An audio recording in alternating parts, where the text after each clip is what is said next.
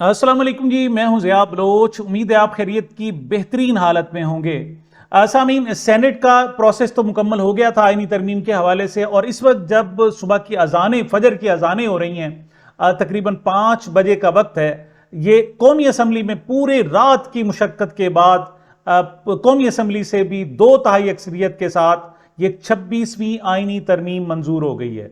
सबसे पहले तो जनाब इस हवाले से मैं आपको लोटों का दीदार कराना चाहता हूं। सेनेट में ऐसा हुआ कि लोटे डिग्गी में बकौल फैसल बॉर्डर के डिग्गी में मौजूद थे, लेकिन उन्हें निकालने की जरूरत ही नहीं पड़ी।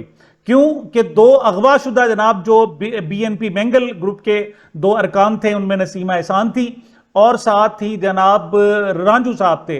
तो उन कासिम रांझू की वजह से वो प्रोसेस मुकम्मल हो गया, बल्कि 2/3 से 1 वोट ज्यादा हो गया और लोटों को नकाब कुशाई का मौका ही नहीं मिला। बहुत सारे लोटे थे जनाब, जिनमें से अगर कहा जाए तो एक डॉक्टर जरका थी, उनके बारे में कन्फर्म, और फैसल थे जिनके बारे में था कि ये कन्फर्म है। 2 सेनेटर जो PTI के थे और उन्होंने उनके तमाम अपनी जो खिदमात हैं वो हुकूमत के सुपुर्द कर दी थी। लेकिन यहां जनाब जो कौमी असम्बली का मामला था, यहां सिर्फ 2 से गुजारा नहीं हो रहा था, बल्कि ज्यादा लोगों की जरूरत थी। इवन जनाब वो BNP मैंगल के लोग भी आ जाएं, बाकी तमाम पार्टियां भी आ जाएं, तो फिर भी मजीद लोगों की जरूरत थी। तो जनाब ऐसे में 5 लोग ऐसे हैं कि जिनको जनाब कुर्बान किया गया है और बाकायदा लोटा बनाया गया है। उनमें जनाब आप उसमें तफसील उसकी देखना चाहें तो उनमें जनाब जो सर फहरिस्त हैं वो हैं जनाब जहूर कुरैशी साहब। और ये जहूर कुरैशी साहब शाह महमूद कुरैशी साहब के भांजे हैं। खानेवाल की तहसील मियां चन्नू से उनका ताल्लुक है। अगर से मियां चन्नू की जो पहचान है वो नदीम अरशद है जनाब, जो वहां मेडल जीत कर आया, गोल्ड मेडल जीत कर आया, लेकिन यहां की पहचान जनाब ये जहूर कुरैशी साहब भी हैं। उसके बाद जनाब मुबारक ज़ेब साहब हैं, बाजोड़ से इनका ताल्लुक है और ये इनके भाई रेहान ज़ेब शहीद हो गए थे और इनको टिकट नहीं मिला था। ये इमरान खान के नाम पर इलेक्शन लड़े थे कि मैं जनाब असल में ये सीट जीत कर उनको तोहफे में पेश करूंगा, और वो जीत भी गए। लेकिन बाद में उन्होंने कहा जी सवाल ही पैदा नहीं होता, मैं तो इमरान खान के साथ खड़ा हूं। लेकिन आज जनाब वो भी लोटा बन गए। तीसरे जो है जनाब वो साहिवाल से उस्मान साहब हैं और अली उस्मान, और इसको भी जनाब इनको भी वोटा, और उनकी तो जनाब बाकायदा वायरल एक हलफ मौजूद है, कुरान मजीद पर बाकायदा हलफ देते हुए जनाब ये कह रहे हैं कि मैं किसी सूरत भी इमरान खान साहब के साथ दगा नहीं करूंगा बल्कि उनके साथ रहूंगा। उसके बाद जनाब गुजरात से जो चौथे नंबर पर हैं, गुजरात से चौधरी इलियास हैं। ये भी इमरान खान के जनाब वोटों पर, उनकी तस्वीर पर, उनके नाम पर जनाब ये इलेक्शन लड़े। इन्होंने भी हलफ उठाया हुआ था, सब कुछ किया हुआ था, लेकिन ये भी गुज़श्ता 8-10 दिन से राब्ते में नहीं थे, वो लोटा बन गए और इन्होंने जनाब अब बाकायदा वोट भी उनको दे दिया है। 5वें जनाब जो है लोटे वो उनका ताल्लुक जनाब बिहाड़ी, जिला बिहाड़ी की तहसील मेलसी से है। औरंगजेब इनकी खुद खिच्ची इनका नाम है और इन्होंने बाकायदा, ये 5 लोग हैं जनाब जिन्होंने अपने वोट मुस्लिम लीग नून को दिए हैं और उससे जनाब बाकायदा वो तरमीम मंजूर हो गई। लेकिन इसके अलावा भी थे, जैसे मिकदाद हुसैन थे, उनके बारे में था। असलम घुम्मन के हवाले से ब्रिगेडियर रिटायर्ड, इनको पहले भी अगवा किया गया था कि शायद उनको भी जनाब उनकी जिम्मेदारियां भी और उनकी वफादारियां भी खरीद ली जाएं, लेकिन उनके साथ ऐसा नहीं हो सका। इसके अलावा जो सबसे बड़ा नाम है वो जैन कुरैशी है, शाह महमूद कुरैशी साहब के साहबजादे हैं। बहरहाल शाह महमूद कुरैशी साहब के बारे में कि वो जनाब खान के साथ मुसलसल खड़ा है, बल्कि उसने एक मरतबा कहा था कि ये जैन कुरैशी मुझे जान से भी ज्यादा प्यारा बेटा है, मुझे धमकियां दी जा रही हैं कि इसको गिरफ्तार कर लिया जाएगा। तो उसने कहा जी मैं अपने जान से भी ज्यादा प्यारा बेटे जैन कुरैशी को गिरफ्तार तो करा सकता हूं, लेकिन मैं खान का साथ नहीं छोड़ सकता। लेकिन ये बहरहाल अनएक्सपेक्टेडली, तो जनाब ये 5 वोट तो दिलाए गए, लेकिन वहां जो लाए गए वो टोटल 11 लोग थे। उनमें से 2 सेनेटर थे और 9 जो है अरकान कौमी असम्बली थे। उनमें ब्रिगेडियर रिटायर असलम घुम्मन, इसी तरीके से मिकदाद हुसैन और जनाब जैन कुरैशी, इनको जनाब लाया तो गया लेकिन इनका वोट नहीं लिया गया। इनको ये बाकायदा एक अलहदा लॉबी में मौजूद रहे कि अगर इनकी जरूरत पड़ेगी तो फौरन पहुंचा दिए जाएंगे, लेकिन अगर जरूरत नहीं पड़ी तो इनको स्किन सेफ हो जाएगी। अब मुझे नहीं मालूम कि जैन कुरैशी आकर क्या बातें करते हैं, किस किस्म की मजबूरी बताते हैं, क्या बताते हैं, और उनकी बहन वो कंफर्म कर चुकी हैं कि जनाब वो हमारे राब्ते में नहीं है। हालांकि जैन कुरैशी की जब अहलिया کو لاپتہ کرنے کی کوشش کی گئی اور نامعلوم افراد لے گئے تھے، تو 3 منٹ کے اندر پوری دنیا میں جناب یہ ایک خبر پھیل گئی تھی. ان کی اپنی بہن گوربانو مہربانوں نے جناب یہ خبر بریک کی تھی اور ویڈیو باقاعدہ جاری کی تھی، لیکن اب ویڈیو بھی جاری نہیں ہو رہی. بہرحال جی یہ ان کا جناب ایک یہ 5 لوگ تھے جن کی وجہ سے یہ باقاعدہ عمل جو ہے وہ وقوع پذیر ہوا ہے. اچھا، اب اس حوالے سے پی ٹی آئی کا موقف کیا ہے؟ پی ٹی آئی کا موقف یہ ہے کہ ترامیم سے مقتدر اشرافیہ کے مخصوص سیاسی عزائم کی تکمیل کی راہ میں عدلیہ جیسی آخری رکاوٹ بھی ہٹ گئی. یہ واحد رکاوٹ تھی، مطلب وہ فیشزم تھا، وہ لوٹ مار تھی، وہ جناب کرپشن تھی، وہ نیپوٹزم تھا اور بہت کچھ تھا. وہ ملک کو دونوں ہاتھوں سے نوچ رہے تھے یہ اشرافیہ، اور سارے مل گئے. پیپلز پارٹی اور مسلم لیگ نون جو ایک دوسرے کے ہمیشہ سے حریف تھے وہ اب حلیف بن گئے، بلکہ مذہبی قوتوں کو بھی، نیشنلسٹوں کو بھی انہوں نے اپنے ساتھ اکٹھا کر لیا. اور ان سب کی راستے کی جو واحد رکاوٹ تھی وہ جناب پی ٹی آئی تھی، اور عدلیہ جناب مزاحمت کر سکتی تھی، لیکن آج انہوں نے عدلیہ کو بھی اپنے تابع کر لیا ہے. تو پی ٹی آئی کا ترامیم کے خلاف مزاحمتی تاریخ چلانے اور دستور کی نظام کی تباہی کا راستہ روکنے کا اعلان کیا گیا. یہ باقاعدہ اعلان عمران خان صاحب کریں گے اور ہوگا. یہ بات ذہن میں رکھیے گا کہ یہ باقاعدہ بہت جلدی ایک اعلان ہوگا، لیکن کس وقت کرتے ہیں؟ خان صاحب اگر باہر ہوتے تو اب تک کر بھی چکے ہوتے. بیرسٹر سلمان اکرم راجہ صاحب کہتے ہیں کہ ہم خود بھی ان میں سے بہت ساری چیزوں کے حق میں تھے. وہ کہتے ہیں ہم نے خود کہا تھا کہ آئینی بینچ بنا دیں، لیکن بینچ کی جس طرح تشکیل کی جا رہی ہے وہ سراسر غلط ہے. انڈیا میں آئینی بینچ میں سینئر موسٹ 5 ججز ہوتے ہیں، جبکہ یہاں مرضی کے ججز کو چنا جائے گا. اور سب سے بڑی بات یہ ہے کہ آپ اپنی مرضی سے بینچ بنائیں گے اور فیصلے بھی آپ اپنی مرضی سے لیں گے، لیکن بینچ کے علاوہ جو سب سے زیادہ مہلک چیز ہے وہ یہ ہے کہ آپ ججوں کی اپائنٹمنٹ جو ہے، ججوں کی تقرری جو ہے، وہ آپ نے اپنے ہاتھ رکھ لی ہے. جس طریقے سے آرمی چیف جناب کی تقرری کے لیے ان کے سسر اور دیگر جناب لوگ لابی کرتے رہے، اور خواجہ آصف نے اس حوالے سے بتایا بھی کہ جناب جنرل باجوہ کے جو سسر تھے جنرل اعجاز، انہوں نے آ کر گارنٹی دی عمران خان کو، میاں نواز شریف صاحب کو، تو تب ان کو اپوائنٹ کیا گیا تھا، اور بعد کی اپوائنٹمنٹیں بھی اسی نوعیت کی ہیں. تو صاف ظاہر ہے اب جو ججز تعینات ہوں گے وہ بھی اپنی سفارشیں ڈھونڈیں گے، جیسے پولیس والے ڈھونڈ رہے ہوتے ہیں کہ مجھے فلاں تھانہ دلا دیں، ایس ایچ او لگا دیں، فلاں جگہ ڈی ایس پی، فلاں علاقے کا سی پی او لگا دیں، فلاں ریجن میں آر پی او لگا دیں.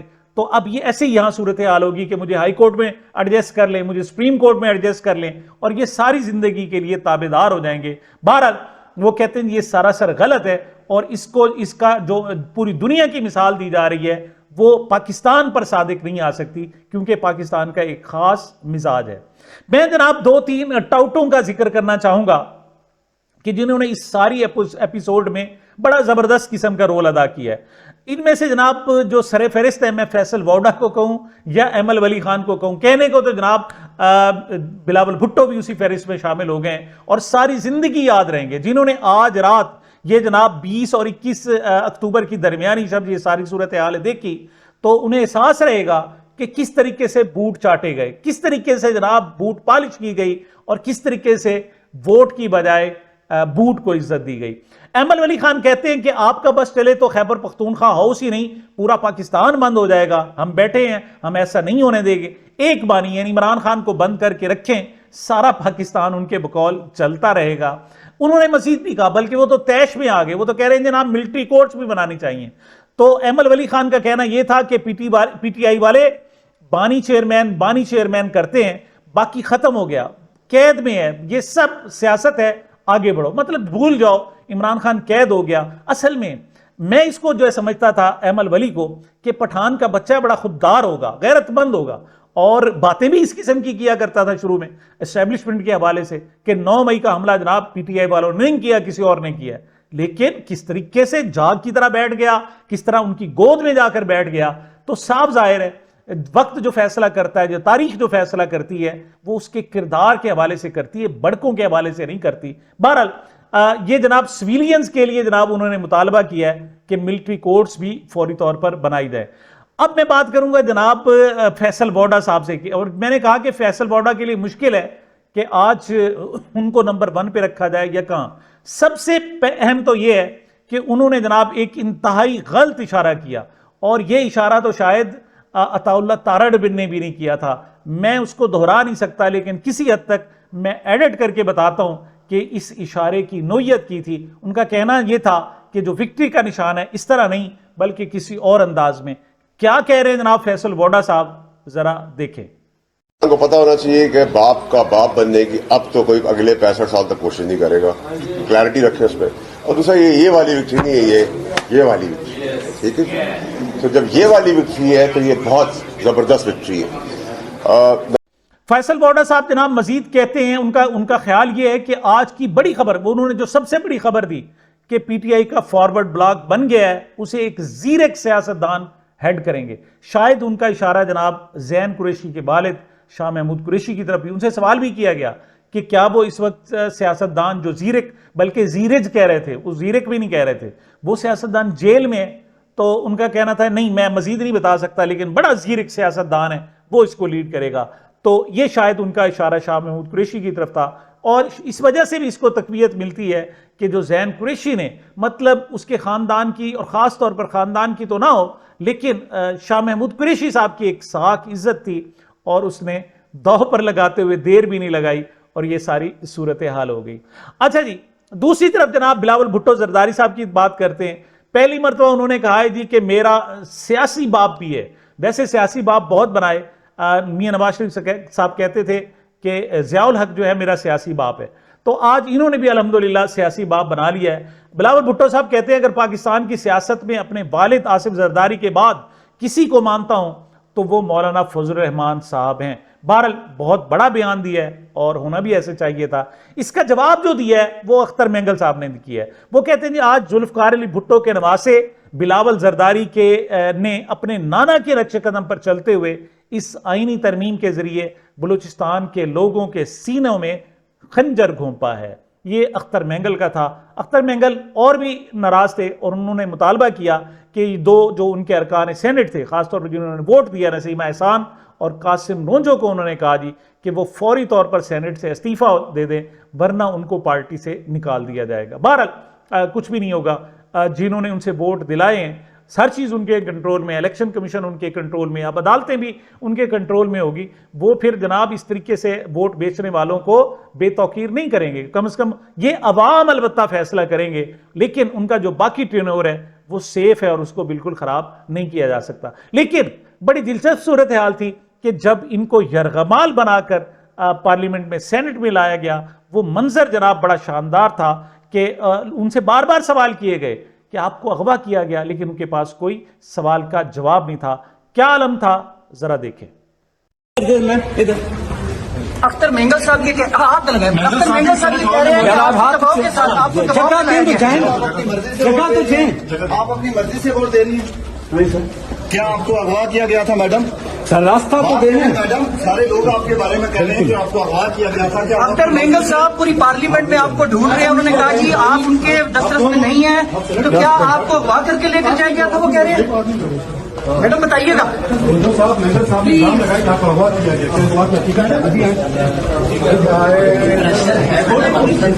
20 اور 21 اکتوبر کی درمیانی شب, اگرچہ اسے آپ بے وفائی کے طور پر یاد رکھ سکتے ہیں, لیکن ایسا نہیں ہے کہ جناب یہ بالکل ہی بے وفائی ہو. اس وقت بھی وفادار لوگ موجود ہیں, اس وقت بھی خان صاحب کے ساتھ لوگ موجود ہیں, اور انہیں کہہ رہے ہیں کہ گھبرانے کی ضرورت نہیں ہے, بلکہ الٹیمیٹ جو کامیابی ہوگی, فائنل جو کامیابی ہوگی, وہ ہمارا مقدر ہوگی. اس حوالے سے راجہ ناصر عباس صاحب کیا کہہ رہے ہیں, ذرا سنیں.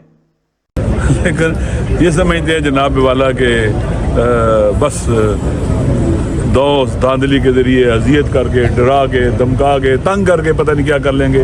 اس سے کچھ بھی نہیں ہوتا ہے. عمران خان ڈرتا نہیں ہے ان سے. اگر 5 دن اس کے کمرے میں بجلی نہیں ہے, اس کو کچھ وہ برداشت کرنے والا بندہ ہے. ثابت ہو گیا ہے کہ اس کے اندر ریزسٹنس پاور بہت زیادہ ہے. وہ ڈرنے والا, گھبرانے والا, خوفزدہ ہونے والا, مایوس اور ناامید ہونے والا نہیں ہے.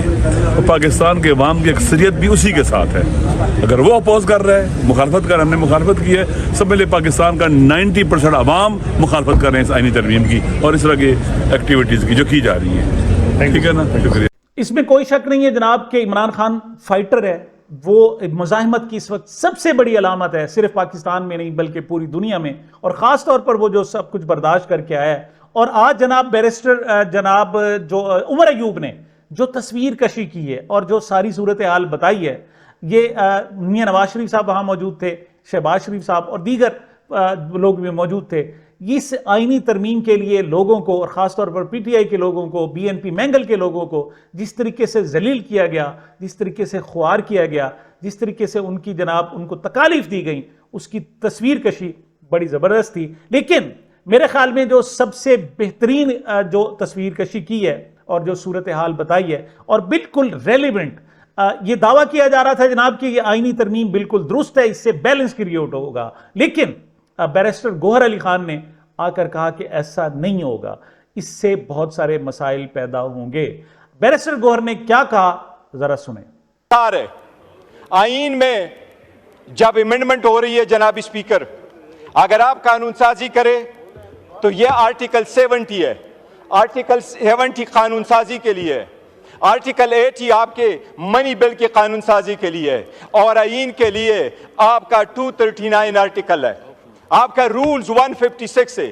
جناب اسپیکر، یہ ایوان اس وقت تک، یہ ایوان اس آئین کے اس آرٹیکل 239 کے مطابق، یہ ایوان اس کے رولز 156 کے مطابق اس وقت تک آئین میں تبدیلی نہیں کر سکتی جب تک اس میں جو ریزرو سیٹوں کی سیٹیں خالی ہیں وہ پوری نہ ہوئی ہو، جب تک کے پی کے 11 سینیٹرز وہاں نہ آئے ہو. یہ آئین کی خلاف پی ٹی آئی کی سیکنڈ لائن قیادت کی طرف سے جناب بڑے دعوے کیے جا رہے ہیں، اور اس وقت تک جب یہ آئینی ترامیم ہو رہی تھی جو خاموش سب سے زیادہ رہے وہ علی امین گنڈا پور تھے، اور اب جناب شاید وہ بھی بولیں گے، علی محمد خان بھی بولیں گے اور دیگر لوگ بھی بولیں گے.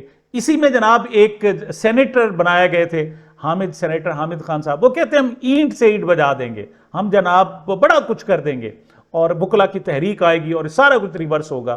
لیکن یہ جو میں نے بیرسٹر گوہر کی جناب بتائی کہ جو بنیادی طور پر ٹیکنیکل مسٹیک کی گئی ہیں کہ جب تک اسپیشل نشستیں اور سینٹ کی صوبے کی نمائندگی نہ ہو اس وقت تک آئینی ترمیم ہو نہیں سکتی. یہ وہ ایک سب سے بڑی بنیاد ہو سکتی ہے جس پر یہ صورتحال ریورس بھی ہو سکتی ہے. اور اس کے علاوہ پھر عوامی احتجاج ہے دوسری صورت. عوامی احتجاج سے اگر عمران خان صاحب باہر آتے ہیں اس سے بھی ایسا ہو سکتا ہے، لیکن اس کو بھی فائنلی الٹیمیٹلی کوئی نہ کوئی سورس استعمال، آپ کو الیکشن جیت کے آنا پڑے گا اور پھر اسمبلی میں بیٹھ کر اس سب کچھ ریورس کرنا پڑے گا، لیکن اس سے پہلے نہیں. اس سے پہلے ہے تو صرف عدالتیں. بہرحال آگے دیکھتے ہیں کیا ہوتا ہے. سامعین، یہ میری اب تک کی گزارشات تھی. مجھے اپنے اس چینل کو اپنی محبتوں اور دعاؤں میں یاد رکھیے گا. ملتے ہیں چھوٹے سے وقفے کے بعد.